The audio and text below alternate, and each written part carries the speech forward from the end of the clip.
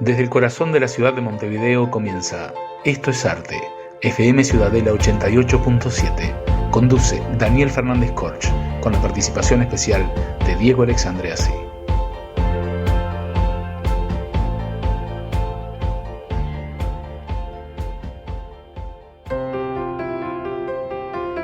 Estamos al aire en Radio Ciudadela 88.7 FM de tu buscador digital y nos encontramos en Esto es Arte, la frecuencia cultural que estabas esperando. Mi nombre es Daniel Fernández Corch y junto a Diego Alexandreasi haremos de los próximos 60 minutos un momento que no vas a poder dejar pasar, porque el arte, como siempre digo, es esa actividad creativa en donde muchos humanos logran plasmar las emociones y también las distintas percepciones que se tienen de la realidad para seguir construyendo la cultura que tenemos.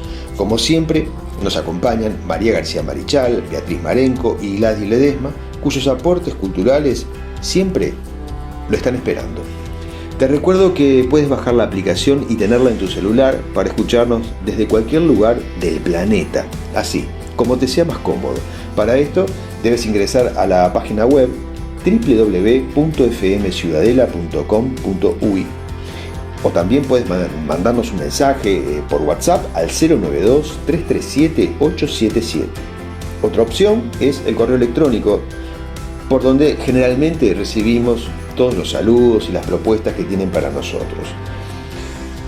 Programa estoesarte@gmail.com. También recuerden que después de la salida al aire, hoy viernes y mañana sábado a la misma hora, pueden escucharlo desde YouTube. Más o menos lo subimos entre lunes y martes. Esto es Arte apoya a la Asociación Uruguaya de Escritores, AUDE, difundiendo así todas las actividades, tanto las presenciales como las que se realizan por Zoom, contribuyendo así a la difusión de conferencias, homenajes y publicaciones de sus socios. El correo electrónico de la asociación es asociacionuruguayaescritores@gmail.com. Nuestra sede se encuentra en el Ateneo de Montevideo, donde sesionamos los jueves y también donde cada jueves hay distintas propuestas dentro del mes, todas impulsadas por AUDE. Recuerden, día jueves, AUDE en el Ateneo, nos van a encontrar en algún tipo de actividad. Vamos a la agenda cultural entonces de la Asociación Uruguaya de Escritores, donde desde ya les informo, o les vengo diciendo desde la semana pasada, que el próximo 11 de mayo, a las 19:30 horas, Lírica Montevideo se va a estar presentando en el Ateneo para ofrecernos otro de sus grandes espectáculos de ópera clásica. En esta oportunidad va a participar también el artista Lázaro Esteves de Mercedes, un artista plástico joven, muy joven, que se está, diría que despidiendo de nuestro país porque se va al exterior, se va a Europa a seguir estudiando y a seguir tratando de impulsarse en lo que es su carrera como artista plástico. Él va a estar pintando en vivo mientras la ópera clásica se desarrolla, ¿no? También el 17 de mayo, la escritora María Senatore, que recientemente, la semana pasada más precisamente habíamos anunciado, presentó su nuevo libro en el Ateneo, ahora va a estar participando del espacio cultural que tenemos como asociación en la cafetería del notariado, como el club de lectura. Así que los esperamos el 17 de mayo por allí. Esto es una actividad abierta a todo el público. El 25 de mayo, AUDE abrirá sus puertas para el primer encuentro de desarrollo audiovisual en el Ateneo, con un grupo de jóvenes cineastas que van a exponer su trabajo y todo lo que tienen proyectado hacer, que va a durar 3 módulos, así que todos aquellos que están conectados con el cine nacional emergente pueden venir al Ateneo el 25 de mayo.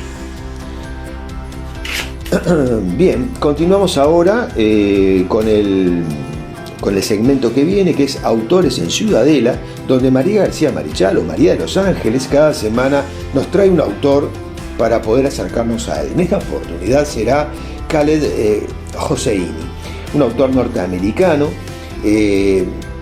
muy conocido, por lo menos yo lo tengo leído por una novela, Cometas en el cielo, que creo que, si me dice García Marichal que sí, Cometas en el cielo es lo que va a comentar ahora. Así que los dejo con la voz, con la calidez y con el conocimiento de la profesora María García Marichal.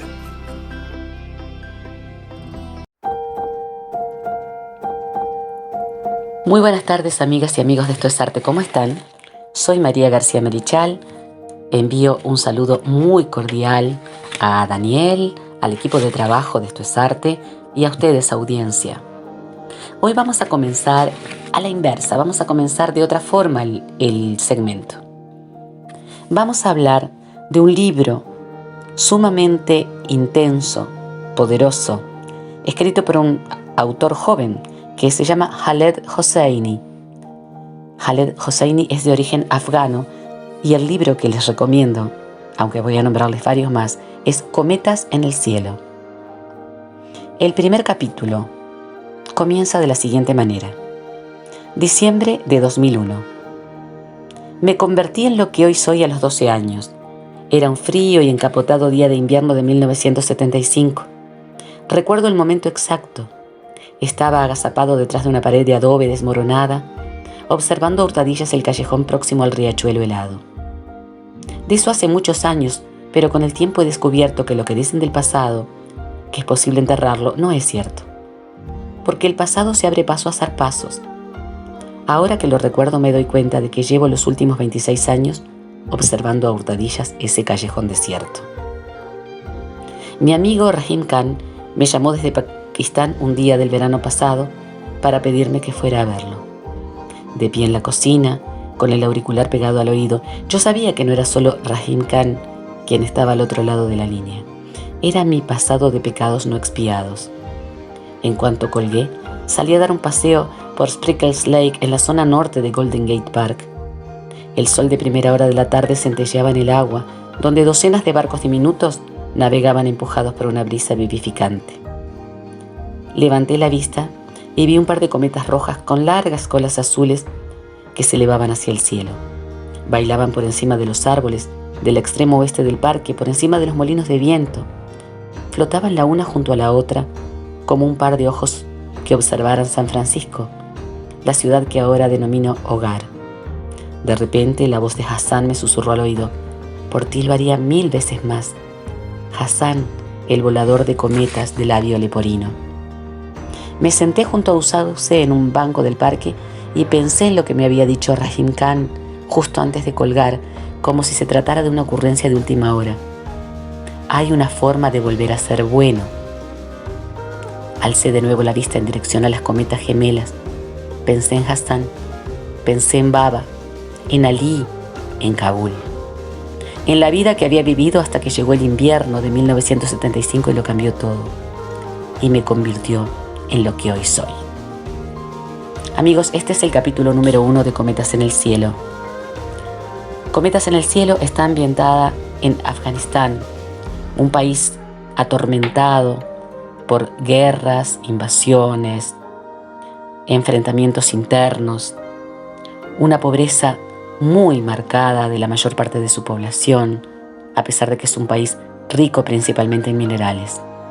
Montañoso, azotado muchas veces por sismos, es desértico en la mayor parte del territorio. Es un país muy grande de Asia Central, muy extenso, sin costas oceánicas ni marinas, pero que tiene en su población una impresionante riqueza, lamentablemente golpeada una y otra vez por la adversidad humana y la adversidad natural. Hablemos del autor, de Khaled Hosseini, un hombre joven que nació el 4 de marzo de 1965 en Kabul, capital de Afganistán. Es médico y escritor, reside y tiene la ciudadanía en Estados Unidos. Su obra está escrita en lengua inglesa. El padre de Khaled fue diplomático en el Ministerio de Asuntos Exteriores de Afganistán, la madre profesora de idioma persa en la Universidad de Kabul, en una de las universidades de Kabul en realidad. A los 5 años de Khaled, la familia se mudó a Teherán, capital de Irán, porque el padre fue destinado a la embajada afgana en ese país. En 1976 el trabajo lo destinó a París y allí se establecieron. No pudieron volver jamás a Afganistán, porque en 1978 se produjo la Revolución Comunista y en 1979 la intervención soviética. En 1980, con asilo político otorgado por Estados Unidos, la familia Hosseini se ubicó en San José, en el estado de California. Khaled hizo la high school en la Independence High School de la ciudad de San José. Ingresó en 1984 a la Universidad de Santa Clara, donde se graduó en biología, y en 1988 ingresó en la Facultad de Medicina, donde obtuvo el título de médico. Mientras hacía prácticas e internado, comenzó a escribir esta novela, cuyo primer capítulo acabo de leerles, Cometas en el cielo, que publicó en 2003.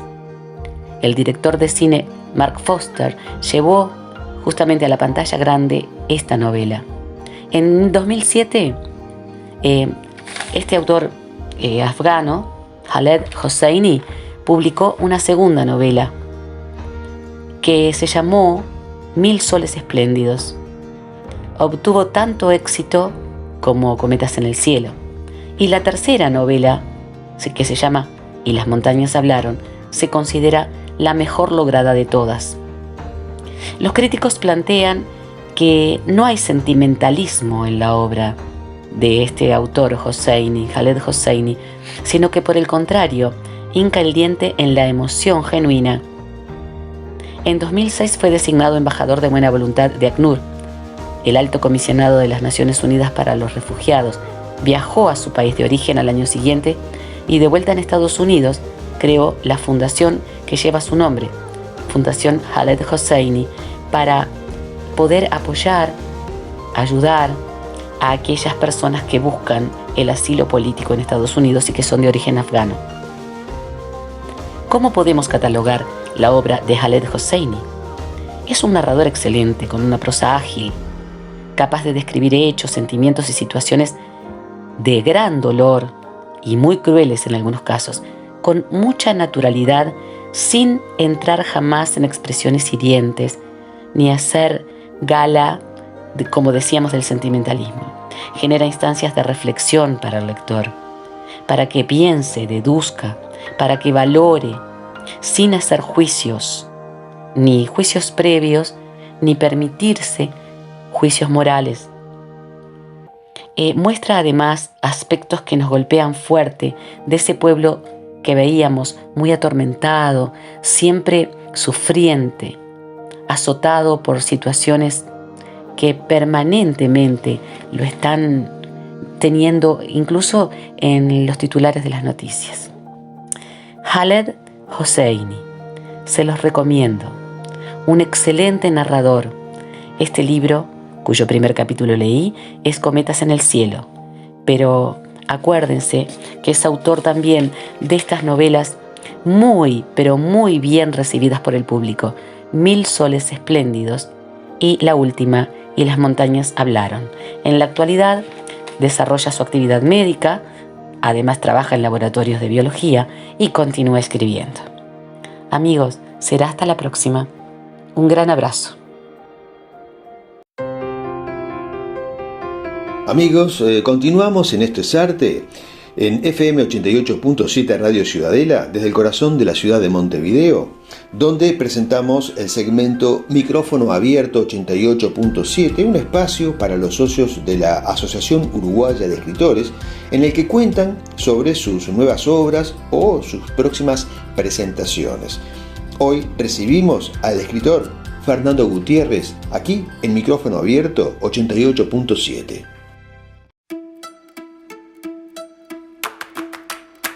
Hola, agradeciendo a Anisa Todotaro y Daniel Korch por esta oportunidad de hablar de mi obra. Les habla Fernando Gutiérrez Almeida y les voy a hablar entonces de mi obra, que es la segunda de ficción, llamada Caja de Sorpresas. En esta obra me centré en experimentar con las posibilidades de la escritura. Entre otras cosas, desarrollé por primera vez un cuento largo de ciencia ficción llamado Proteo, nombre que alude a las características del personaje principal, pero al que considero también un homenaje colateral a José Enrique Rodó. En su mayoría, los textos son cuentos cortos de variadas pretensiones, algunos más realistas, otros más fantásticos, varios de ciencia ficción, unos cuantos muy terrenales y concretos. A varios de ellos no les falta el espíritu de aventura, y todos son juegos literarios. Al corpus fundamental de esta obra agregué una sección llamada Otras texturas, en la que me permito disfrutar de maneras menos ortodoxas de escribir. Allí pueden hallarse algún que otro mini ensayo filosófico, con tonalidades estéticas, así como textos en forma de torrente, que son abstracciones de ciertos estados de ánimo. Mi creciente interés por la narrativa no me ha hecho dejar de lado mi inquietud filosófica y mi deseo de encontrar formas no tradicionales de expresión. Se podrá notar que algunos de mis cuentos centran sus realidades en torno a Rusia y que el cuento Anastasia está ambientado en la actual guerra de Ucrania durante la batalla de Mariupol. Era inevitable que pasara por mi escritura la impresión que me generó un evento tan doloroso. En Después de las bombas, así como en Las palabras, incursioné en los microrrelatos. Los compuse entre sí en ambos casos para obtener un collage que ofreciera diversas perspectivas sobre el mismo tema. El microrrelato me parece un recurso literario realmente interesante en el que no dejaré de incursionar. Considero que algunos cuentos son más poéticos que otros, hasta el punto de que los textos Bienvenidos al cielo, Nostalgia o El oro de sus ojos los clasificaría, pese a contener una breve narración, como auténticos poemas en prosa.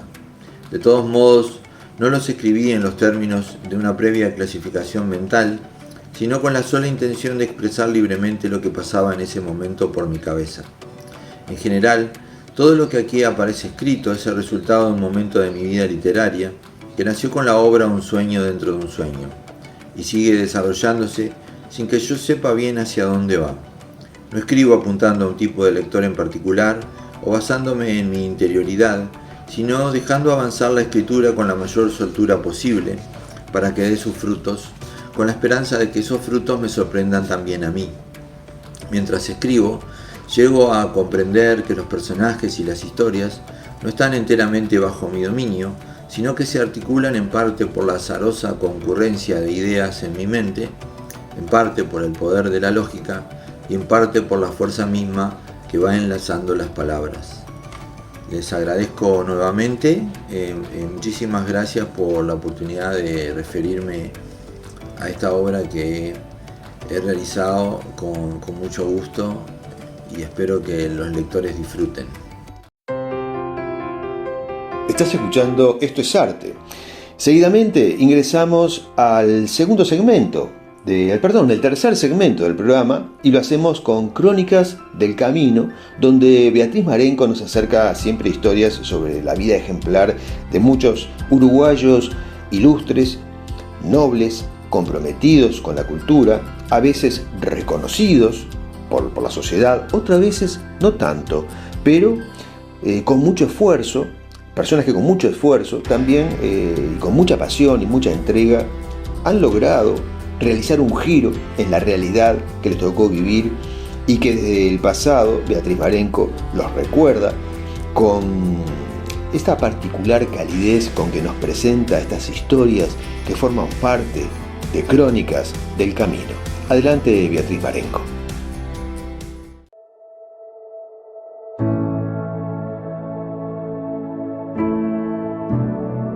Amigos de Esto es Arte, un placer encontrarnos nuevamente. En programas pasados, jubilosamente, hemos llenado las páginas de Crónicas del Camino con una paleta desbordada de visiones estremecidas. Hablamos de la maestra Enriqueta Comte y Riquet, recorrimos el jardín, respiramos su aire y hablamos de música también. El espíritu de José Pedro Varela nos envolvió, también porque su obra incluía la creación de jardines de infantes, obra que quedó inconclusa ya que no tuvo tiempo para profundizar y llevar a la práctica estos pensamientos. La conjunción de estas ideas con el trabajo práctico de Enriqueta concretaron el nacimiento del primer jardín. Y nuevamente hago un alto en el camino y saben que me gusta hacerlos. Ahora para recordar brevemente la figura de José Pedro Varela. Recordemos que Varela en 1876 fue nombrado director de instrucción y en ese carácter primero y en el de inspector nacional después realizó todos los trabajos educacionistas que son conocidos, así como las obras especiales que escribió sobre educación. Y tras su fallecimiento, el presidente de la República, Coronel Latorre, se vio colocado en un verdadero conflicto para poder sustituir a tan gran pensador en su cargo de inspector nacional de instrucción pública. Aún recuerdo aquella crónica de su fallecimiento que no he dejado de leer, les confieso, una y otra vez, porque es un documento histórico de valor inestimable. Comparto un breve fragmento. A las 3:30 de la tarde comenzó a moverse el cortejo. Un mundo de gente lo rodea. El carro es de gala, con 6 caballos de gualdrapa negra y palafrepal. Las escuelas de tercer grado, alumnos, educadores enlutados siguen el acompañamiento. A las 5 de la tarde la carroza parece una gran cesta de flores. Así conmueve, estimados oyentes, parte de esta crónica de Telmo Manacorda en José Pedro Varela. Enriqueta, sin duda, fue una adelantada a su época, igual que Varela. Y en estos días de búsqueda, de encuentro con la vida y la obra de Enriqueta, y gracias a sus libros, de registros y a su día a día, podemos saber cómo era aquello, cómo eran sus clases. Les cuento que el programa utilizado en el Jardín de Infantes fue elaborado por la Dirección General de Instrucción Pública. El mismo, amigos, es muy completo, porque cada ciencia se desprende de una rama que a su vez parte del tronco común, que es el de los fenómenos y sucesos diarios. Y así un hormiguero en el patio, o ver entrar una mariposa por la ventana, aquello que a los niños les llamaba la atención, como nos cuenta también su actual directora, era para Enriqueta la lección del incidente. Así le llamaba, porque desde allí elaboraba toda una lección. Pero hay más reservas, porque Enriqueta también se adelantó en panoramas deslumbrantes. La fotografía fue uno de ellos, fotografía que usaba en sus aulas. Hay fotografías de esa época sacadas por ella misma, incluso se la ve jugando con las niñas en la lección de bordado, porque todo esto hay que contextualizarlo, por supuesto, en una época y es muy significativo. Las biografías escolares son maravillosas, les cuento, figuran en el museo del que hablaremos en el próximo programa. En ellas se detallaban aspectos del alumno como datos físicos, rasgos de su personalidad, desarrollo del trabajo y capacidad mental. Por ejemplo, tomo una, al azar, una titulada Biografía número tal, fecha 1899, nombre del alumno, condiciones físicas, su edad, su estatura, su peso, su fuerza, su musculatura, sus dientes y sus enfermedades. Con impecable caligrafía y dulce tono, hoy resultan trascendentes. Pero los matices de Enriqueta son increíbles. Es como tener abiertas las puertas de un cofre que nos ofrece todos sus tesoros. Y allí vamos admirando todo, amigos. En 1916 formula un proyecto de Facultad de Pedagogía que amplía en el 18 para congresos de Río de Janeiro y Lima en 1924. En el 1922 es nombrada profesora de Psicología en el Instituto Normal de Varones. En el mismo año crea allí el Instituto de Clínica Pedagógica. Su gran capacidad y extraordinaria dedicación a la tarea educativa le permitieron colaborar en la publicación también de artículos de su especialidad en revistas nacionales y extranjeras, porque allí también vibraba su habla bella, en ese concierto de armonía. Pero su actividad no se detiene en el niño, sino que es integrante también de sociedades filantrópicas y de servicio. Lo dijimos al comienzo también de las crónicas, ocupándose de los alcohólicos y también de los privados de libertad, llevando consejo, aliento y compañía. Cabe destacar en Enriqueta su actividad en defensa del voto femenino también, y es muy importante esto. Pienso que la mujer, decía, dueña de los derechos políticos en toda su amplitud, dará al mundo el ejemplo que ha dado siempre, que su intervención se ha hecho sentir en cuestiones de trascendencia, que hemos de confiar en el resultado de 4 décadas de instrucción pública inspirada en principios universales. Amigos, poco a poco nos vamos acercando al final con esta sensación de querer más, porque la enseña del ideal por manos tan altas merecen más. Como síntesis de esperanza, nos vemos en el próximo programa. Les dejo un gran abrazo.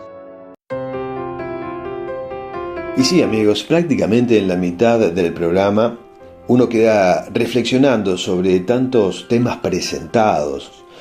En el caso de Fernando Gutiérrez, de María García Marichal, recién de Beatriz Marenco, porque son todos aportes que realmente movilizan, ¿no? Y nos hacen pensar sobre cuántas cosas suceden o han sucedido en nuestro país. Y a continuación, continuamos la misma línea y recibimos en los estudios de Esto es Arte a la escritora y escribana Gladys Ledesma, quien semana a semana, como ustedes ya saben, nos va acercando también reflexiones que tienen que ver con nuestro yo interior, con nuestra percepción del mundo y con la conexión con el todo. Gladys Ledesma, hoy en Esto es Arte y en Ecos del Universo. Hola amigos, en el segmento anterior nos referimos a la famosa frase de Shakespeare, ser o no ser, en la medida que sigue siendo la cuestión, en la medida que en estas sencillas palabras está contenido un gran tema, pues él implica conocernos a nosotros mismos y expresarnos tales como somos. Y esta expresión de nuestro ser implica accionar ante nosotros mismos, el otro, la sociedad en su conjunto. Y para que ese nuestro actuar sea efectivo, tenemos que ser conscientes de cuál es nuestro propósito de vida. Por eso, como tema conexo al anterior, queremos referirnos a algo tan sencillo y también difícil: identificar nuestra razón, misión o propósito de vida. Cuando carecemos de él o no sabemos identificarlo, caímos en la inacción y de ella fácilmente en estados depresivos, letárgicos, etc. Todo lo cual puede implicar que nos lleva a no ser. Pero sin embargo, todos, absolutamente todos, por el hecho solo de existir, de estar vivos, tenemos un motivo, una razón. Nuestra vida tiene un significado y es necesario identificarlo en forma consciente para accionar en función de ello. De jóvenes, por ejemplo, podemos formarnos metas inmediatas: crear una familia, formarnos profesionalmente, y esas metas se van transformando en el motor o la causa de nuestro accionar. Pero queremos referirnos especialmente a los momentos de inflexión en nuestra vida, de aparente crisis o de etapas que se cierran. Un matrimonio que se cierra a causa del divorcio, seres en quienes nos apoyábamos y con quienes luchábamos juntos que parten, los hijos que vuelan del nido y los sentimos vacío, un trabajo al que volcamos toda la energía y se esfuma, el momento clave de la jubilación. Es que las metas o propósitos inmediatos varían. Dijimos también en un segmento anterior que la vida es movimiento, así como la naturaleza toda, nuestro cuerpo y psiquis varían segundo a segundo, las situaciones de vida también, por lo cual los propósitos o misiones debemos ir adaptándolos conscientemente, reciclándolos, adaptándolos a dichos cambios. Frente a las situaciones forzosas de cambio, es decir, aquellas que no planeamos pero ocurren y nos dejan algo así como un vacío existencial o letargo, tenemos que tener apertura mental y espiritual para adaptarnos. En esos momentos analicemos nuestro entorno, a nosotros mismos, nuestros sentires y deseos profundos, y reorganicemos mentalmente nuestras metas, y encontraremos sin duda nuevas misiones o propósitos de vida. En el mundo hay mucho para hacer.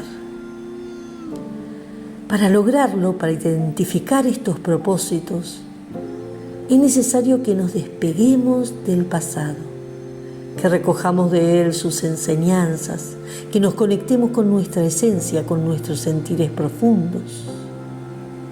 Y así sigamos adelante, accionando positivamente por nosotros, por el otro, por la sociedad. Gracias, amigos.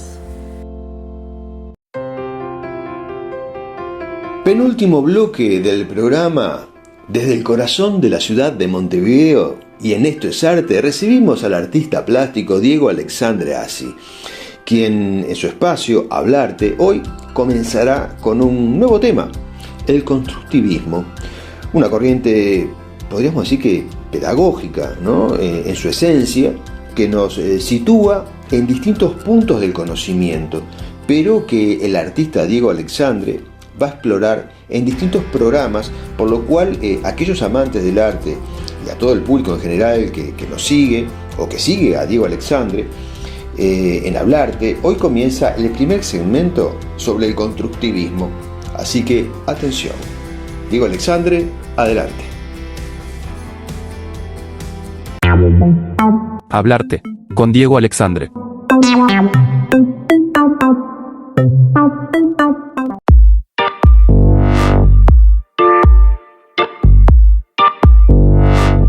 Hola, bueno, bienvenidos nuevamente y bienvenidas a Hablarte en Esto es Arte. Y como ya saben, como han venido siguiendo micro a micro, hemos hablado de las vanguardias, en algún caso nos hemos parado en las biografías de Carmelo Ardequín y su arte madí, sus inicios. La semana pasada terminamos el segundo micro hablando de Pablo Picasso, y hoy vamos a continuar con las vanguardias, y hoy vamos a hablar del constructivismo. El movimiento constructivista fue una corriente artística y filosófica que surgió en el siglo XX. Especialmente se desarrolló en Rusia a principios de la década de 1920 y fue un movimiento vanguardista que buscaba una renovación radical de las formas de expresión artística, así como una redefinición de la relación entre el arte y la sociedad. El constructivismo se desarrolló en un contexto histórico particular, la Revolución Rusa de 1917 y la posterior consolidación del régimen comunista. Los artistas constructivistas se inspiraron en los ideales revolucionarios y buscaron un nuevo arte que estuviera en sintonía con la nueva sociedad socialista que estaba emergiendo. El enfoque principal del constructivismo era la exploración de las formas y los materiales, así como la interacción entre el arte y el entorno social. Los artistas constructivistas rechazaron la idea de que el arte debía ser una manifestación puramente estética y se centraron en la producción de obras prácticas y funcionales que pudieran tener un impacto directo en la sociedad. El constructivismo abogaba por la abolición de la distinción entre el arte y la vida cotidiana y se propuso crear un arte que estuviera integrada en la vida social y que contribuyera a la construcción de una nueva sociedad. Los artistas constructivistas se involucraron en la producción de objetos utilitarios como muebles, diseños arquitectónicos y proyectos de diseño industrial. Buscaban la aplicación práctica de los principios estéticos en la vida diaria. El movimiento constructivista tuvo una influencia duradera en el campo del diseño y la arquitectura, así como en el arte contemporáneo en general. Sus énfasis en la relación entre el arte y la sociedad, así como su enfoque en la experimentación y la funcionalidad, continúan siendo fuentes de inspiración para los artistas y diseñadores de hoy en día. El surgimiento del movimiento constructivista en el siglo XX estuvo estrechamente ligado a los acontecimientos históricos y sociales que, como decíamos, tuvieron lugar en el periodo especialmente de la Revolución Rusa y de la Primera Guerra Mundial. Recordemos que la Primera Guerra Mundial se desarrolló entre los años 1914 y 1918 y tuvo un impacto significativo en la sociedad europea y en el mundo en general. Fue un conflicto devastador que provocó enormes pérdidas humanas y materiales y generó una profunda desilusión hacia la las estructuras sociales y políticas existentes. La guerra llevó al colapso de antiguos imperios como el ruso, el alemán, el austrohúngaro y el otomano, y cambió el equilibrio del poder a nivel mundial. En Rusia, la Primera Guerra Mundial desencadenó en una serie de tensiones y descontentos que culminaron en la Revolución Rusa de 1917. La revolución fue un evento transformador que derrocó al régimen zarista y llevó al poder a los bolcheviques, liderados por Lenin. En la revolución marcó el comienzo de un periodo de agitación política y social con el establecimiento de un nuevo régimen comunista. El contexto revolucionario de la Rusia post-revolucionaria fue fundamental para el surgimiento del constructivismo. Los artistas constructivistas se sintieron inspirados por los ideales revolucionarios y vieron el arte, ¿verdad?, en una herramienta para construir una nueva sociedad socialista. Creían en la necesidad de superar el arte burgués tradicional y establecer una estrecha relación entre el arte y la vida cotidiana. El constructivismo también se vio influenciado por el entorno cultural y artístico de la época. En Europa surgieron movimientos de vanguardia como el cubismo y el futurismo que desafiaban las convenciones artísticas establecidas y buscaban nuevas formas de expresión. Estos movimientos influyeron en los artistas constructivistas, quienes adoptaron una actitud experimental y vanguardista hacia el arte. En resumen, el constructivismo surgió en un contexto histórico y cultural marcado por la Primera Guerra Mundial y la Revolución Rusa, y estos eventos provocaron una ruptura radical en la sociedad y generaron un impulso de cambio y renovación en diversos campos, incluso en el arte, y el constructivismo así se convirtió en un reflejo de las aspiraciones revolucionarias y de la búsqueda de una nueva relación entre el arte y la sociedad. Además del constructivismo, hubo unos movimientos artísticos importantes que surgieron durante la misma época y que influyeron en su desarrollo. Quiero mencionarte algunos de ellos para dar un poco el contexto de cómo se desarrolló el constructivismo. En primer lugar, yo nombraría el futurismo. El futurismo fue un movimiento artístico fundado en Italia por Filippo Tommaso, ya habíamos hablado de ellos, que fue en 1909, y los futuristas celebraban la velocidad, la tecnología y la modernidad y buscaban romper con las tradiciones artísticas establecidas. Su enfoque en la velocidad y la energía se reflejó en la representación dinámica del movimiento de sus obras, y también experimentaron con nuevas formas de expresión como el collage y la poesía virtual. Después nombraría yo al suprematismo. El suprematismo, recordemos, fue un movimiento artístico desarrollado por el artista ruso Kazimir Malevich a partir de 1915 y se caracterizó por la simplificación extrema de las formas geométricas básicas como el cuadrado y el círculo, y la exploración del uso del color y la composición. Los supremacistas buscaban liberar el arte de cualquier referencia figurativa o narrativa y enfatizaban la importancia de las formas puras y la espiritualidad en el arte. También nombraría el dadaísmo, porque el dadaísmo fue un movimiento artístico y literario que surgió en Zúrich, en Suiza, durante la Primera Guerra Mundial, y se caracterizó por su rechazo de las convenciones artísticas y literarias establecidas, y que adoptó una actitud provocativa y del absurdo, ¿no? Los dadaístas cuestionaban los valores burgueses y la lógica tradicional y utilizaban la ironía y el humor como herramientas de crítica social. Por lo tanto, el dadaísmo tuvo una influencia significativa en la evolución del arte y la cultura posterior. Estos movimientos artísticos, como el futurismo, el supremacismo y el dadaísmo, influyeron en el constructivismo al desafiar las convenciones establecidas y explorar nuevas formas de expresión artística. El constructivismo absorbió y transformó algunas de esas ideas, combinándolas con sus propios ideales revolucionarios y su enfoque en la relación entre el arte y la sociedad. Recordemos que de estos que hemos nombrado ya hemos hablado en anteriores programas del futurismo y del dadaísmo, y que decíamos que todos tienen un poco de todo, ¿verdad? Inclusive cuando hablábamos del arte madí. Eso es lo interesante y lo que a mí me apasiona de las vanguardias, que todas tienen en sí un punto en común.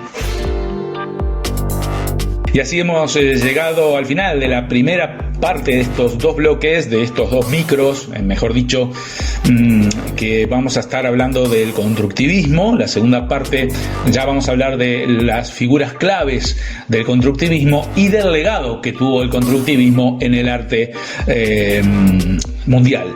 Pero ya, y creo que nos va a dar el tiempo perfectamente, vamos a dar inicio a lo que sería el constructivismo universal, y ahí Uruguay tiene mucho que ver porque su artista más importante, Joaquín Torres García, fue su fundador y creador de este movimiento maravilloso, el constructivismo universal. Nos estamos escuchando la semana que viene en Esto es Arte, en este micro que lo hemos llamado Hablarte. Hasta pronto. Hablarte, con Diego Alexandre.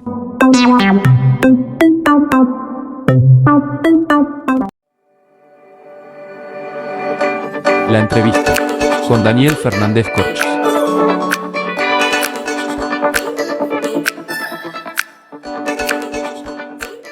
Recibimos en FM Ciudadela 88.7 y en Esto es Arte a la escritora Lilian Irigoyen, autora de varias obras literarias y de distintos géneros, principalmente poesía y narrativa. Como ser, voy a nombrar algunas, no sé si son todas: La simetría de Urano, Memorias de Medusa, El árbol que habla y otros cuentos, Axis Mundi, entre otras. Vuelvo a repetir. Ahora Lilian me lo va a aclarar. Bienvenida Lilian Irigoyen a Esto es Arte. Hola, ¿cómo están? Gracias por la invitación, Daniel, y un gusto estar acá con ustedes. Bien, Lilian, en tu obra hay una gran conexión, digo, esto como para entrar en contexto, ¿no? Una gran conexión Claro. en general entre el mundo de los, podemos decir, dioses olímpicos, ¿no? En ese lenguaje, con esas características y en esos conceptos, ¿no? Y por supuesto también en Roma, ¿no? Por la parte que le toca a la novela Axis Mundi. ¿Cuál es el motivo de esta explicación? Bueno, pienso que deriva de que desde muy pequeña, casi antes de saber leer, mi abuela me leía muchos textos y muchas cosas que tenía que ver con la mitología. Y esa cosa se va mamando, se va penetrando desde la más tierna infancia, como dije alguna vez, con una voz cálida y una voz amada, ¿no? Como es la de la abuela, pues en mi caso, se fue penetrando en mí, capaz que con otras connotaciones asociadas al amor, asociado al misterio de lo antiguo, asociado al misterio de lo desconocido. Uh-huh. Y bueno, y después se fue desarrollando en la actualidad, porque si bien toda la parte de la imaginación venía de lo antiguo y de esa voz amada que me lo contaba, yo vivo en la actualidad. Y en la actualidad se hizo esa simbiosis, esa sincronía entre lo que fue, lo que existió, el mundo antiguo con todo ese misterio, y la actualidad y lo que percibo del presente, ¿no?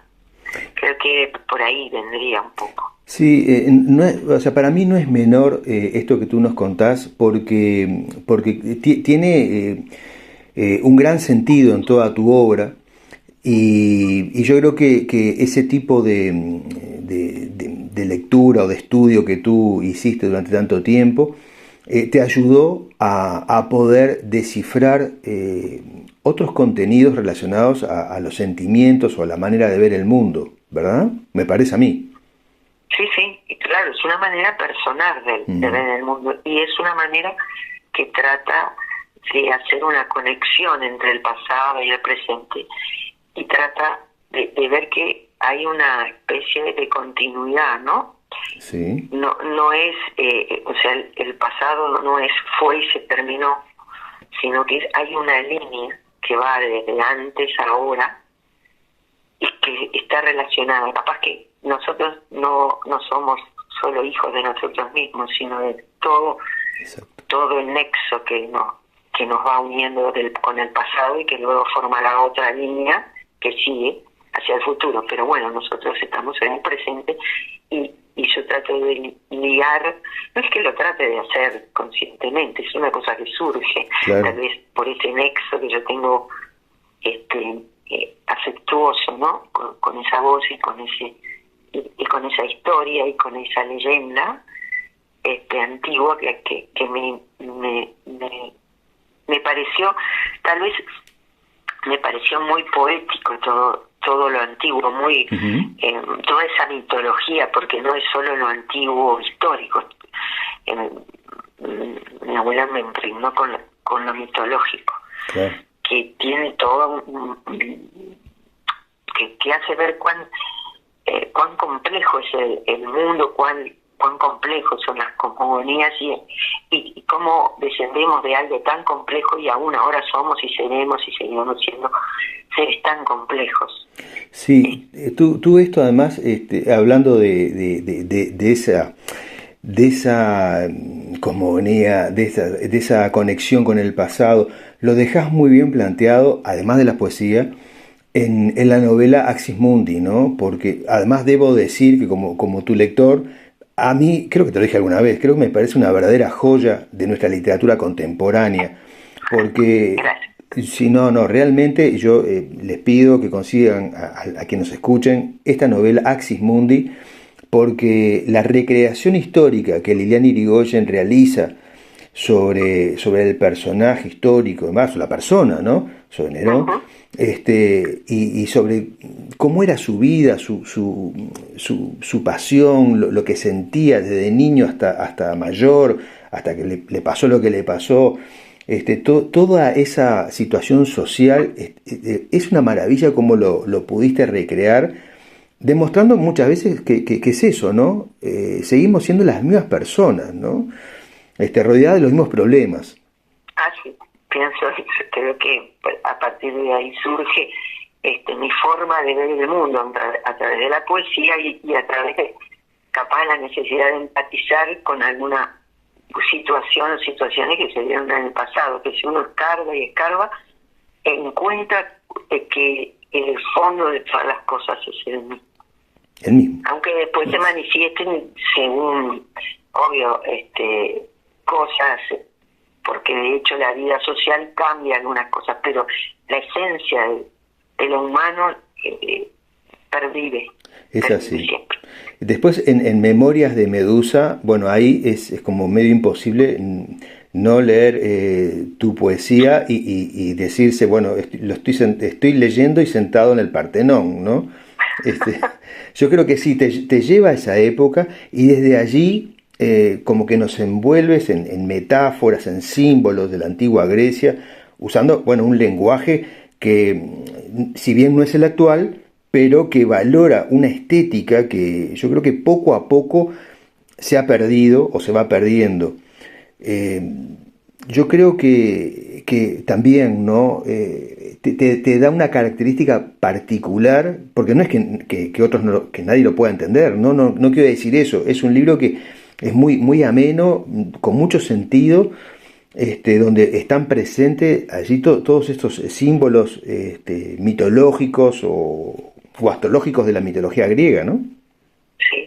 Sí, porque creo que si una niña de 6, 5 años, como cuando me leía a mi abuela, pudo entenderlo, creo que lo puede entender. Sí.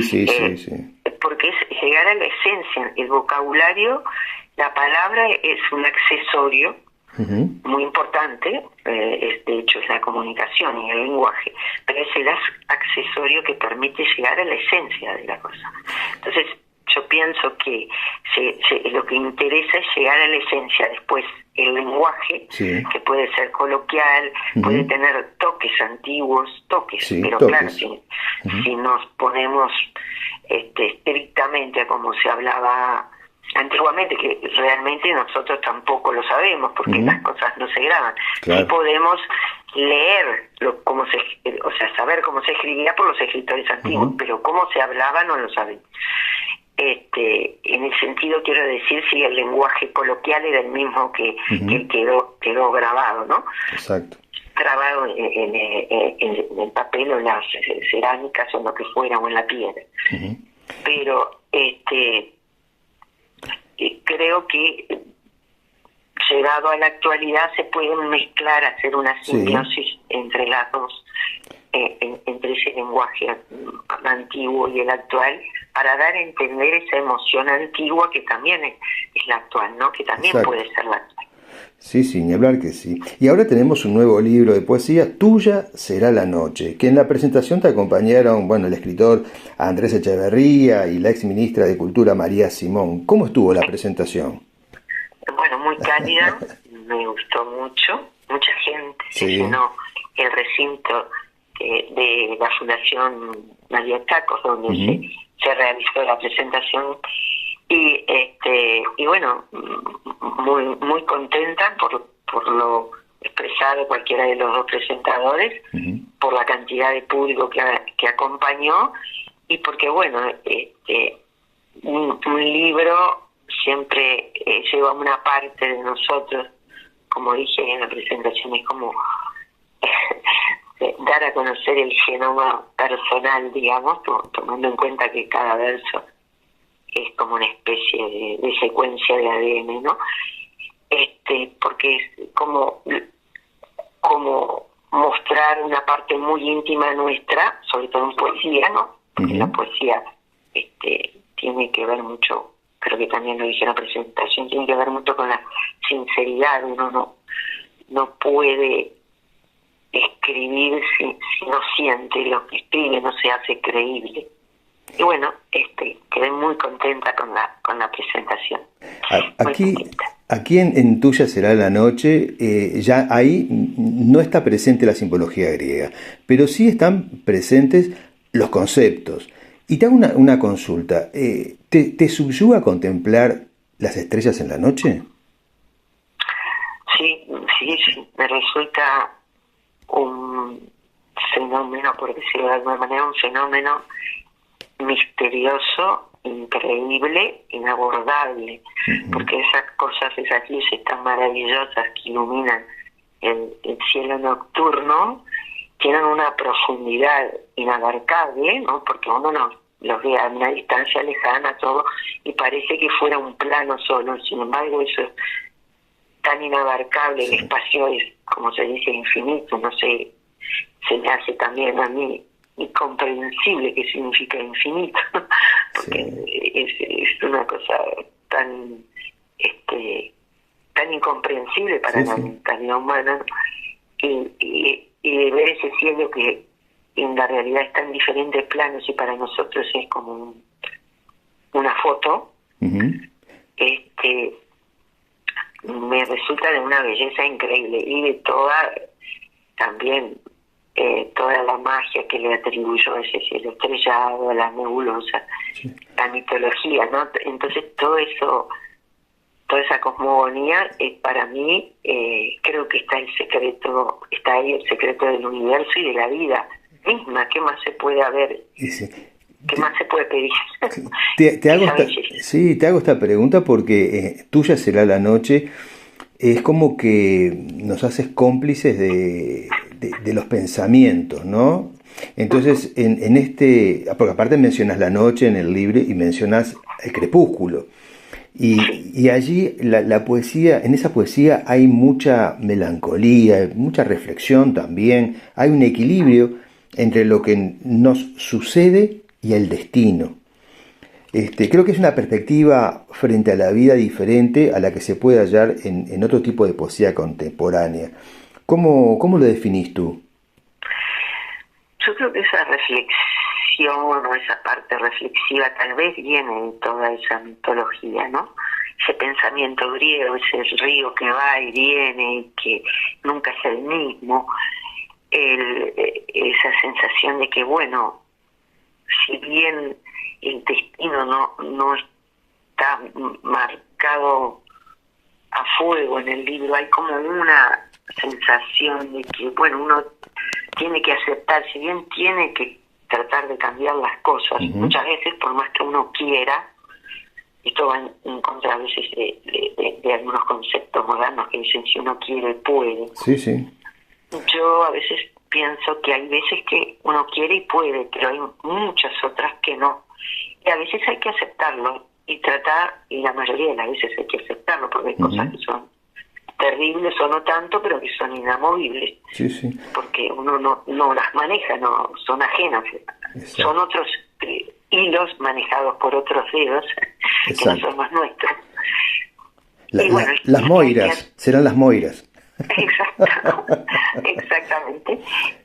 O no, puede ser, la moira es una personificación de ese destino que se va bailando, pero lo que sea, y bueno, y que hay que aceptarlo, y a veces hay que aprender a convivir con eso y aceptarlo con una forma serena, ¿no? Reflexiva, y bueno, y además también esa sensación de que como el mundo es infinito, el universo es infinito, las formas infinitas de vida y de forma después de seguir adelante, bueno, son formas a descubrir, inclusive porque hay como un macro y un microcosmos, ¿no? Yo hablo del macro, pero también hay micro, y esa forma de descubrir el mundo externo también implica o tiene un espejo en nosotros mismos y en cómo descubrirnos en la tristeza o en las alegrías el infinito universo que tenemos dentro.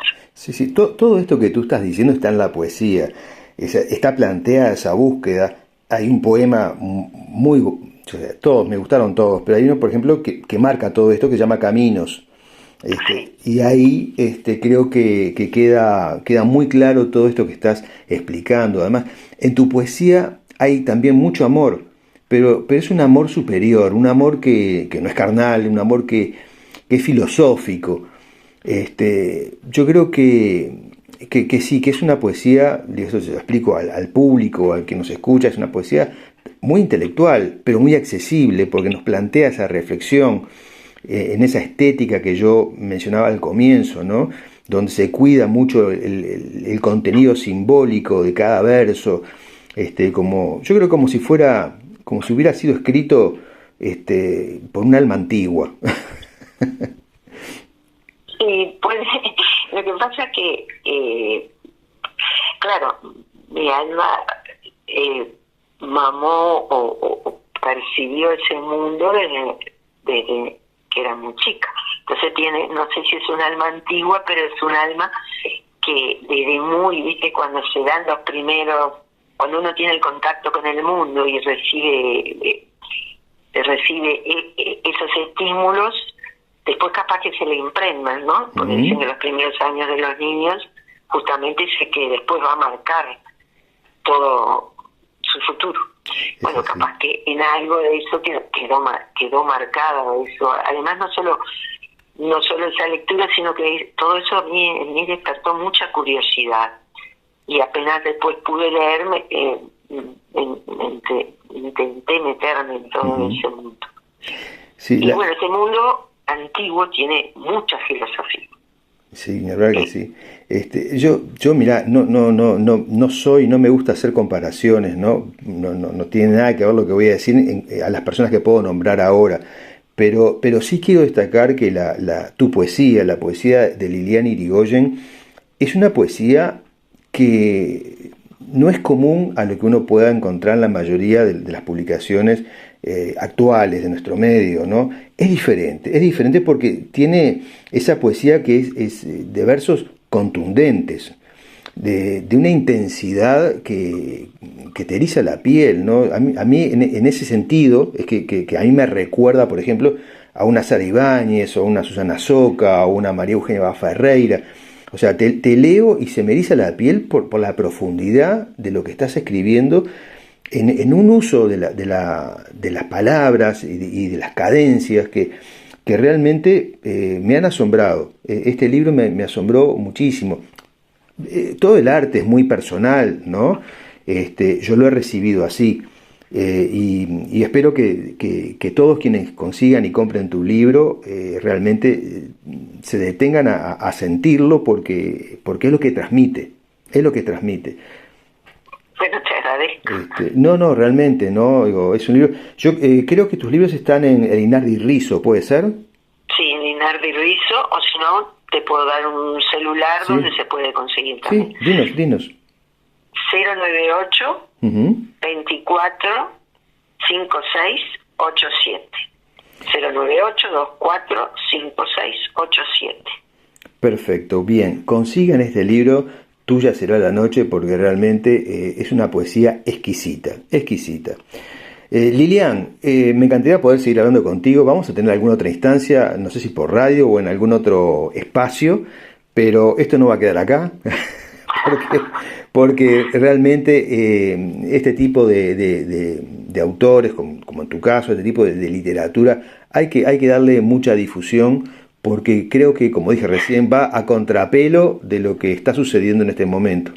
Bueno, así gracias. que no es así, y bueno, yo les pido que consigan este libro y vamos a compartir después si es así o no. Lilian, una alegría poder hablar contigo sobre tu nuevo libro y que ya vas a estar aparte hablando en otros medios, vas a estar en La Vuelta, ahora está de nuevo el ciclo Caramelos y Pimientos, no sé si fuiste o vas a ir o tenés que ir. No sé si ahora están unos amigos y voy a ir a verlo Bien. Miércoles. Así que bueno, estaremos en La Vuelta. Así es, Lilian, una alegría estar contigo hoy aquí en Esto es Arte. Muchas gracias. Gracias a ti. Abrazo a todos. Amigos, nos encontramos nuevamente el próximo viernes aquí en FM Ciudadela, en Esto es Arte, desde el corazón de la ciudad de Montevideo. Que estén bien. Chau, chau.